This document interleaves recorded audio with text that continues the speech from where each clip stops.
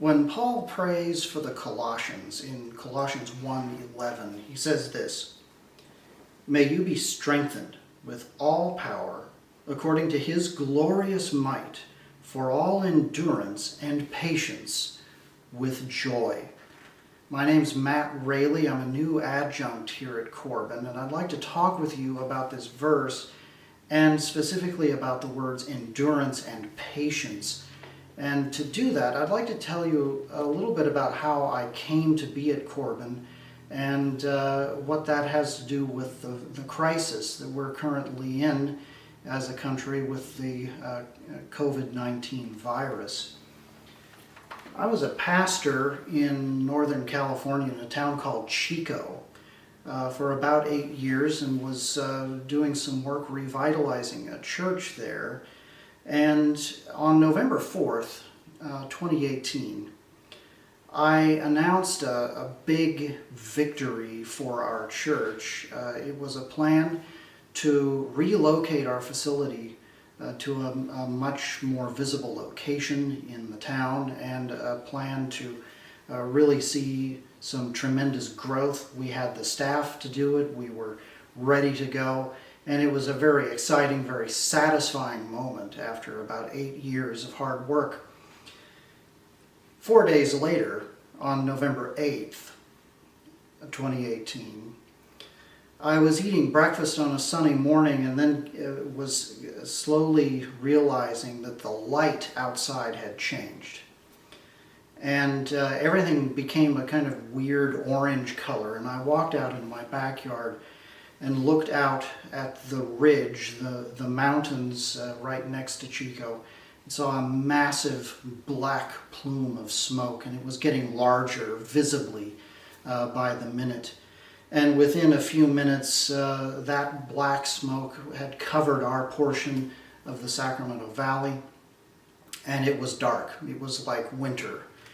And at that moment, looking at that black cloud over the town of Paradise, I realized everything in our region has changed right now in just a few minutes. I started calling people. I had phone conversations with people who were trapped in traffic, fire all around them, convinced that they were probably going to die.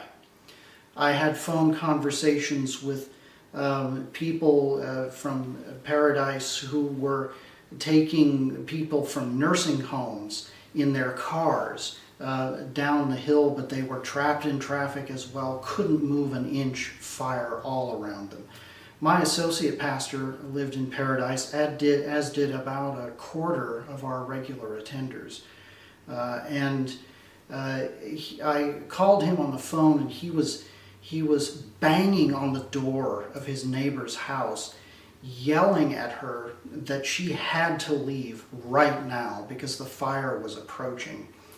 And I eventually heard him stop, get in his car, and drive away.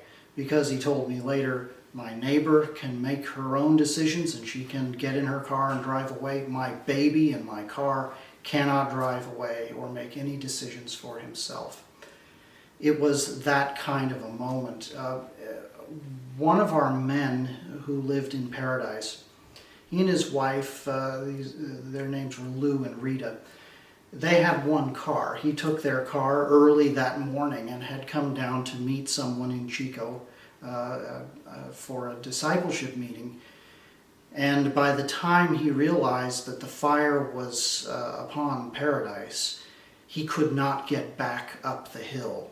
The entire approach to Paradise had been blocked off and reserved for people fleeing the fire. His wife Rita was up there alone, no car, no way of getting out, trapped. Lou got a phone call at the church office where we gathered, and that phone call was from Rita. Her battery on her phone was dying, and they knew, as we all knew, that this was likely to be their last phone call. And he told her, get in the shower, turn it on, stay there, and he said, "I love you," and her phone went dead. It was that kind of morning. And it launched us into a period where we had to make drastic decisions, not only to minister to people who had come through a tremendous trauma, but also to save the church, because as we saw unfold over the next number of weeks, about a quarter of our attenders lost everything in that fire. And they began to be scattered because housing was short. It was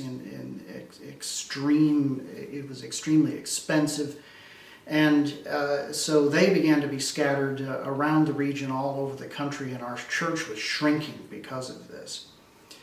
And what no one really wanted to face or talk about was the fact that we had to shrink our staff. And so I made the decision to lead the church into a transition to my associate pastor, the one who lost his house and was trying to warn his neighbor. I led the church into a transition. He is now the senior pastor of that church. And this launched my family into a period of tremendous upheaval. It has been a frightening time. When the transition was complete and the church had called my associate to be the new senior pastor, I still had not found a new ministry.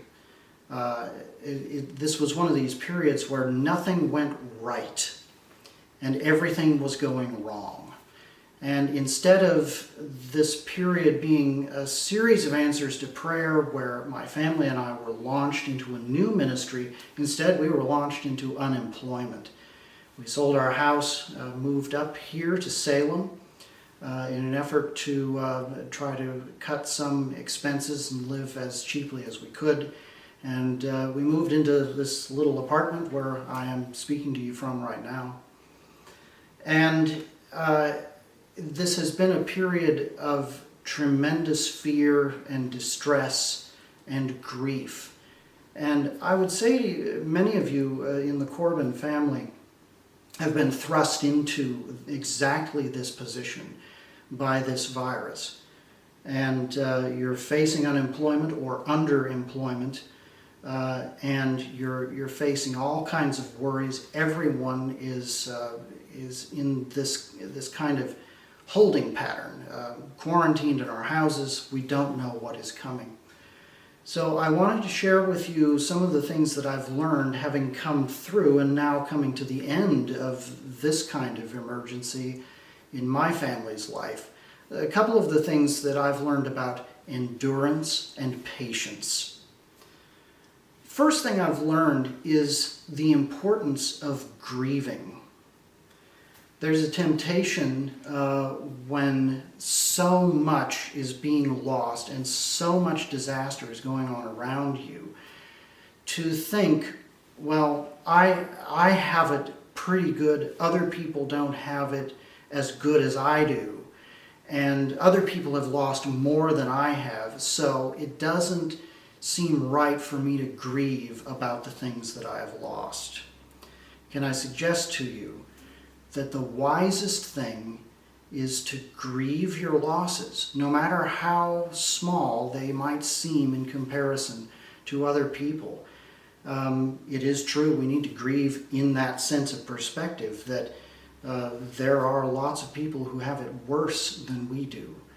But I'll tell you what I've learned about grief in this period in my family's life, that even though we didn't lose our house, we did lose some things. We lost our place in that community. We gave that up. We lost close contact with family and friends. We lost an opportunity that we had worked very hard for to advance that ministry in Chico. We'd given our all for that. And I found in this period of being here in Salem that it has been extremely important for me to grieve those losses.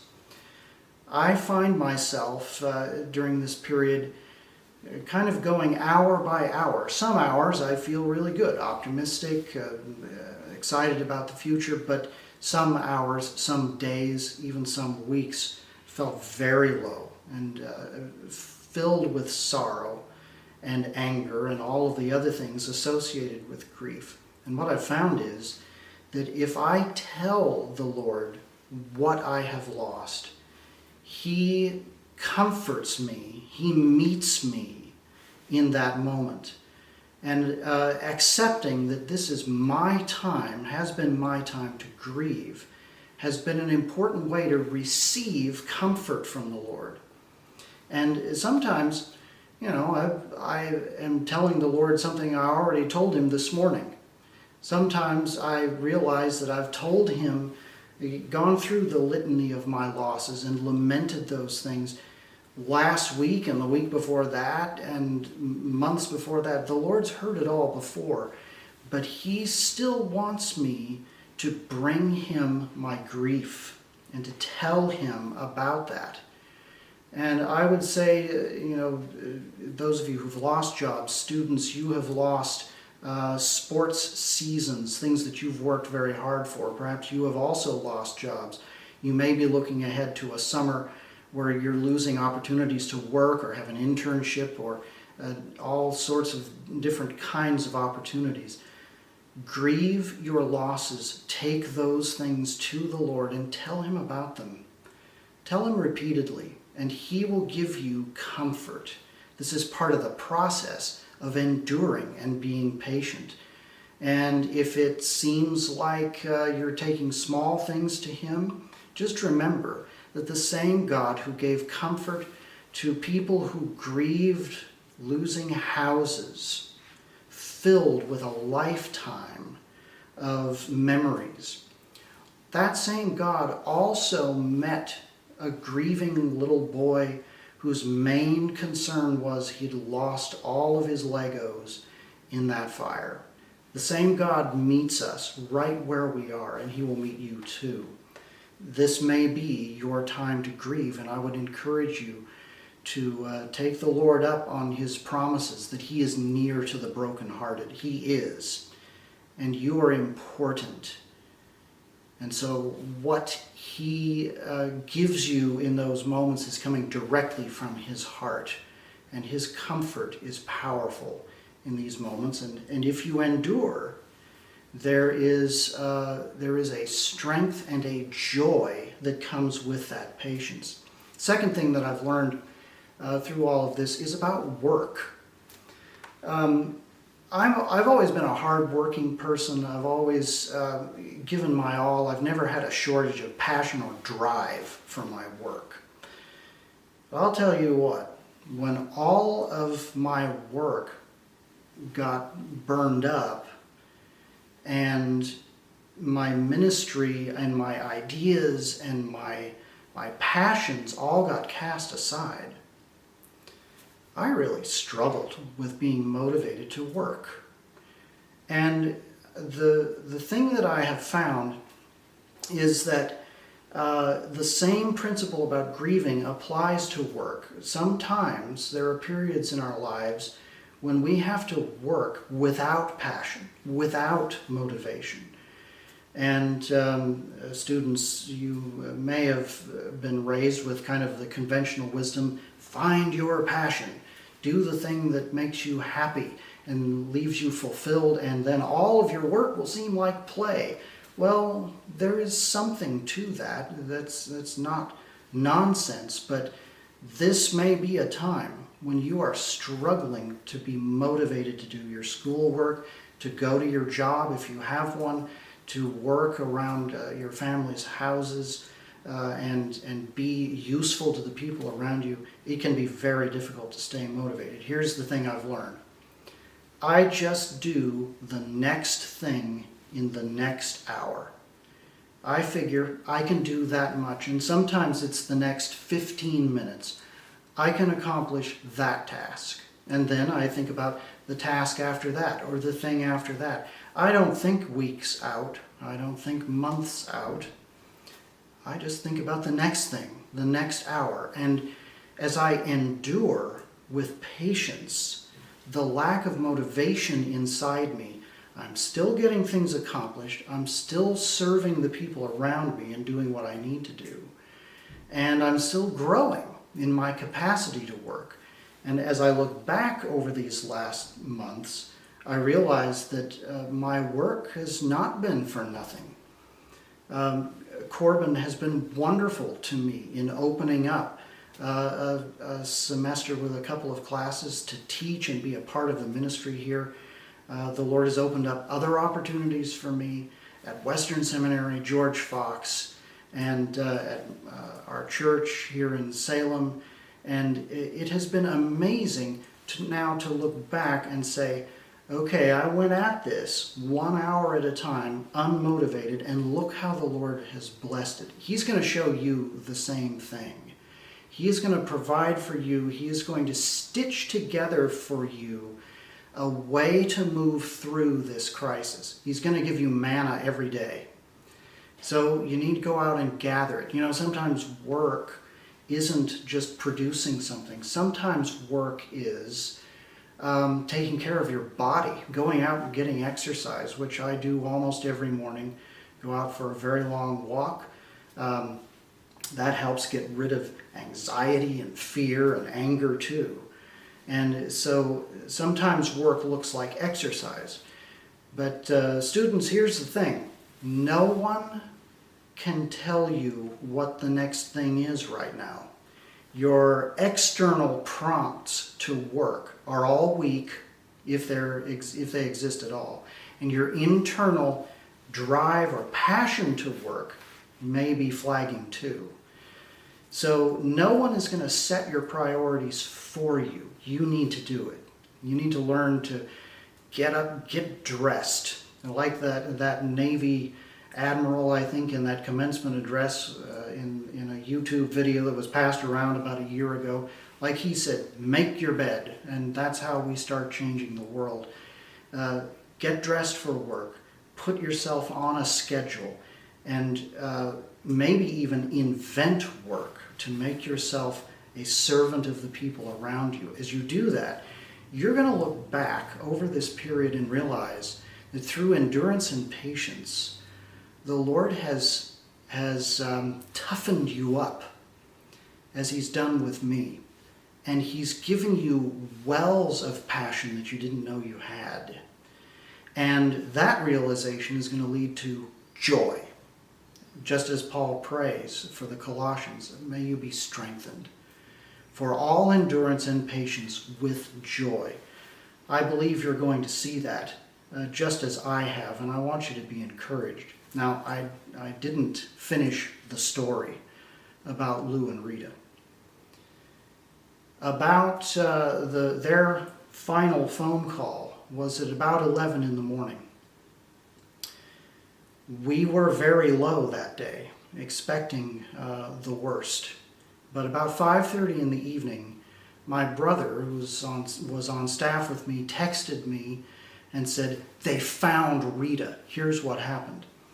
She was in the shower and just kind of sheltering in place there. And all of a sudden, she saw a light coming in through the bathroom window. And the extraordinary thing about that is, there was no light in paradise. It was nighttime up there because of the smoke and the density of that smoke. She saw sunlight coming through her window. So, for whatever reason, she turned off the shower, got her dog out with her, changed her clothes, dried off the dog. They went outside and started walking. 2 minutes later, she turned around and saw the windows blow out of the inside of her house. A local sheriff on patrol found her on the street, put her in the car, took her to a shelter, and then they took her to where her husband Lou was down in Chico. A miracle. A supernatural intervention of God to save Rita's life. We rejoiced over that. I still rejoice over that. Here's the thing. All of us had a lot of enduring to do after that miracle. Lou and Rita had to endure and still have to endure so many things day after day as they grieve and as they work. But there is joy at the end of this. We're going to see God do tremendous things to provide, to protect, and to save life in this coronavirus disaster. But he is saving us so that we will endure. And that is our calling. And as you engage and embrace that calling, I just want you to know that the God who saves life, who raised up his Son, Jesus Christ, from the dead, will also bless you, revitalize you, and lead you on to the next phase of ministry in your life. As my family, we have just taken up a call to a church in Philadelphia, Pennsylvania, and we, Lord willing, will head there over the next month or so. The Lord is going to do this for you too. Thank you for listening to my testimony here. Thank you for considering these things, and may God bless you.